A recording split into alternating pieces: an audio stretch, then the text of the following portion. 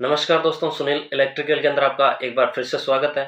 दोस्तों ये है झटका मशीन। इस झटका मशीन के अंदर फॉल्ट ये है कि जो बैटरी इसके साथ में कनेक्टेड है, जिससे ये चलती है, जब भी ये ऑन होती है तो उस समय क्या होता है, बैटरी के दोनों टर्मिनलों पर हाई वोल्टेज का झटका ये यहाँ पर भी दे रही है। ये इसके अंदर फॉल्ट है।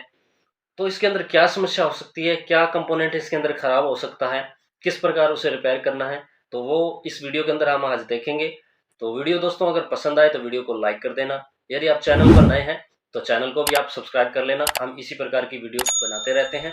तो चलिए दोस्तों वीडियो करते हैं शुरू। तो देखिए दोस्तों, ये फॉल्ट जब भी आता है उस कंडीशन के अंदर होता क्या है, जो इस ट्रांसफार्मर की हाई वोल्टेज होती है वो किसी कारण से इन दोनों पीसीबी के पास वापस चली जाती है। तो इसी पीसीबी के द्वारा ही बैटरी के पास है वो वापस जो इसका हाई वोल्टेज होता है ट्रांसफार्मर का, ये चला जाता है। अब ये जाता किस कंपोनेंट से है, वापस किस प्रकार चला जाता है वो देखेंगे।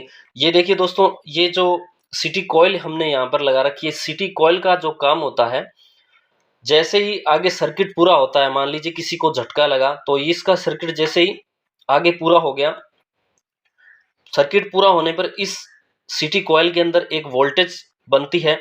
और ये जो वोल्टेज होती है, ये जो सायरन वाला सर्किट हमने लगा रखा है, इस सर्किट को सिग्नल भेज देता है। और सिग्नल भेजने पर ये जो सायरन होता है, इसका यहाँ पर लगा हुआ है जो सायरन, वो सायरन बजने लग जाता है। तो जब ये फॉल्ट आता है कि बैटरी पर भी रेगुलर हमें झटका मिल रहा है, तो उस समय एक फॉल्ट और भी होता है साथ में कि ये जो सायरन होता है वो रेगुलर है, वो बजता रहता है। तो ये होता क्यों है दोस्तों, और इसके अंदर कोई भी ऐसा कंपोनेंट नहीं होता है जिसके माध्यम से जो हाई वोल्टेज है ट्रांसफार्मर की वो पीसीबी के पास वापस से जा पाए। अब ये देखिए दोस्तों, यहाँ पर लगी हुई है जो सिटी कॉइल है। अब सिटी कॉइल जब भी लीकेज हो जाती है, यहाँ पर इसके जो इंसुलेशन हमने लगा रखा है, किसी कारण से इंसुलेशन खराब हो जाता है, तो जो नेगेटिव होता है इस पीसीबी का, नेगेटिव इस सोलर वाली पीसीबी का, और जो इसी के साथ में जो लगी हुई है ये सायरन वाली जो पीसीबी है, इन तीनों का जो नेगेटिव होता है बैटरी से सीधा कनेक्टेड होता है। तो जो नेगेटिव है, देखिए यहाँ से इस जो सिटी कॉइल है, सिटी कॉइल को भी नेगेटिव यहाँ से मिल रहा है। ये नेगेटिव है वो यहाँ से होता हुआ इसके पास यहाँ पर आ जाता है।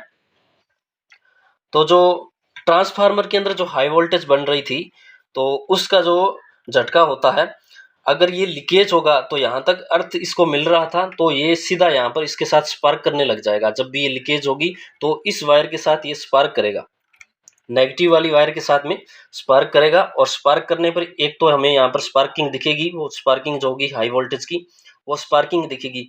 अब जो स्पार्क से जो हाई वोल्टेज है इस वायर के माध्यम से जाएगा, वापस इस पीसीबी के पास चला जाएगा, इस पीसीबी के पास चला जाएगा। ये वैसे इसके अंदर एक या दोनों कई जो मशीन होती है उनके अंदर अलग अलग होती है। तो इस पीसीबी के अंदर, इस पीसीबी के अंदर और ये जो पीसीबी है, इन तीनों जो पीसीबी लगी हुई है, इनका जो नेगेटिव होता है वो डायरेक्ट बैटरी से जुड़ा रहता है। तो जो हाई वोल्टेज होती है वो इसी वायर के माध्यम से वापस बैटरी के टर्मिनल पर चली जाती है और हमें जोर से इसका झटका लगता है हाई वोल्टेज का बैटरी के टर्मिनल पर भी। अब जो एक फॉल्ट इसके अंदर और भी बता रहा हूँ कि जो सायरन है वो रेगुलर बजता रहता है। अब सायरन क्यों बज रहा है रेगुलर, तो इस फॉल्ट के अंदर सायरन भी इस प्रकार बजता है कि जैसे इसका काम होता है कि इसको सिग्नल देना होता है। बहुत ही कम वोल्टेज इसके अंदर बनती है, झटका लगने पर आगे जिसको झटका लगा है तो इसके अंदर वायर के अंदर फिर एम्पियर चलता है, करंट चलती है, तो इसके अंदर वोल्टेज होगी पैदा। तो वोल्टेज पैदा होने से ये इसको सिग्नल भेजता है।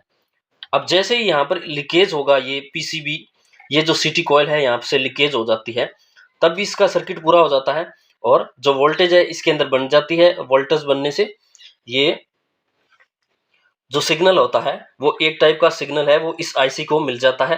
तो जो सायरन होता है हमारा, इसके कारण है वो बजता रहता है रेगुलर। तो इस फॉल्ट के साथ में ये भी आपने देखना है। तो सिटी कॉइल का ही इसके अंदर फॉल्ट होता है। अगर ये फॉल्ट आ रहा है कि बैटरी के टर्मिनल पर झटका लग रहा है, तो आपने इस सिटी कॉइल को चेंज कर देना है, ज़्यादा उसके अंदर कोई भी फॉल्ट नहीं होता है। तो ये थी दोस्तों आज की वीडियो दोस्तों अगर पसंद आई है तो वीडियो को आप कर देना लाइक। यदि आप चैनल पर नए हैं तो चैनल को सब्सक्राइब कर लें दोस्तों। इसी प्रकार की वीडियो बनाते रहते हैं दोस्तों। धन्यवाद।